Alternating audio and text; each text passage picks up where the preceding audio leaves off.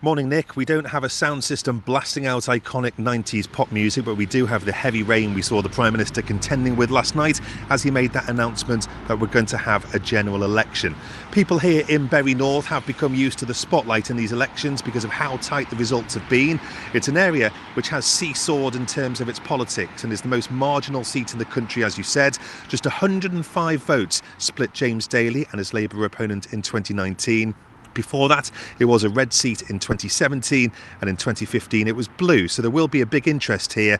And these people have told LBC News of a general election has caught them a bit by surprise. I didn't expect that it'd be called until probably January. So I was a bit surprised actually that it has actually been called so soon. I'm all for it because we never voted him in. Everybody promises everything and they don't give you anything that they say they do, so it doesn't matter which party it is really. I'm not a Conservative myself. I grew up in a Labour house. When I've done the test that you do, I've come out very high on Liberal Democrat. He's going to get wiped out though, whatever, isn't he? He's got no chance. But I can see maybe why he's thinking about it. But no, I can't see anybody beating Labour at the moment. Not that I'm particularly a Labour voter, but after 14 years, somebody else needs a go, don't they? And that certainly seems to be the feeling at the moment, that people are thirsty for a change, but not entirely sure whether or not Labour will be better or just different. The North West has a good chunk of the marginal seats going into this election. Just down the road in Bury South, there is an interesting story there. That's where Christian Wakeford was elected as a Conservative MP in 2019, again by a small margin of just 402 votes, before then defecting to the Labour Party. So that will certainly be an area to watch over the next 6 weeks as well. Let's head to Edinburgh and find out what's happening there with LBC's Scotland political editor Gina Davidson. Thanks, Chris. Well, politicians may well have been desperate for months for the announcement of the date of the general election, but it was mostly met with a shrug by people in Glasgow and Edinburgh. It's not even worth paying attention to be honest. Waste of time. Don't have any faith in any of the political parties. Makes no difference either way.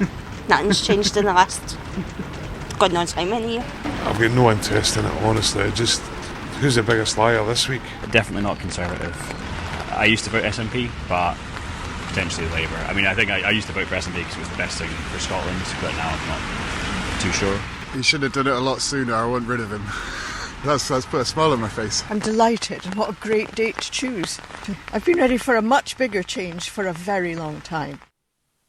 Maybe it was that downpour that put a damper on the public reaction, but it's the actual date itself which has attracted the ire of Scotland's new First Minister, John Swinney. He says July the 4th shows the disrespect and the contempt that the Conservatives have for Scotland, and that's because it's right at the start of the school summer holidays, and so many people might be away, and of course that could affect voter turnout. His main problem, though, is that if the polls are right, he's looking at losing the vast majority of his 43 MPs, possibly down to just 11. Meanwhile, Labour seems to be the party best placed to make gains. Polls are putting Labour 10 points ahead here in Scotland, which could see it go from just 2 MPs at the moment to 35. And the Liberal Democrats also believe they can make gains in Scotland at the SNP's expense, particularly in the Highlands.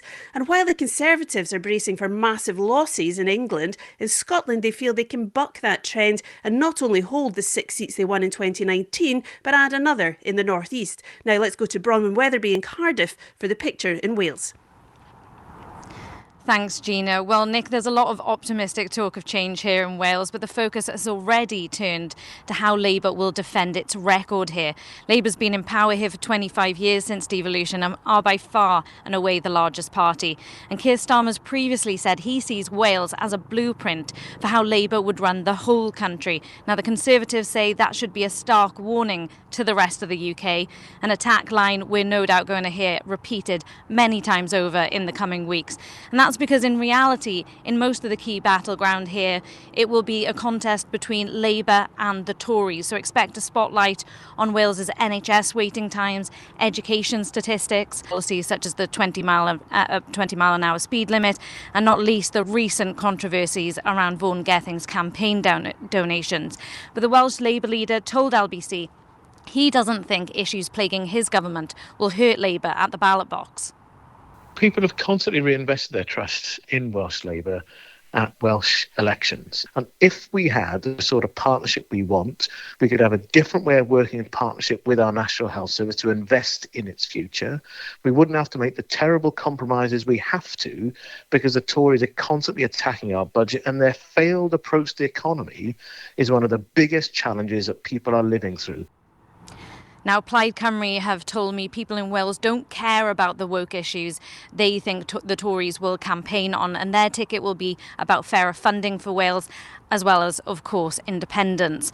Come July the 4th, Nick, Welsh Labour will be hoping to expand their dominance, while the Conservatives will want to defend the ground they won in 2019 when they turned several traditional Labour areas blue. Although if the polls are right, many of those could revert back to red, with even Tory stronghold seats like Monmouthshire, the constituency of Wales Secretary David T.C. Davis, no less, currently under threat.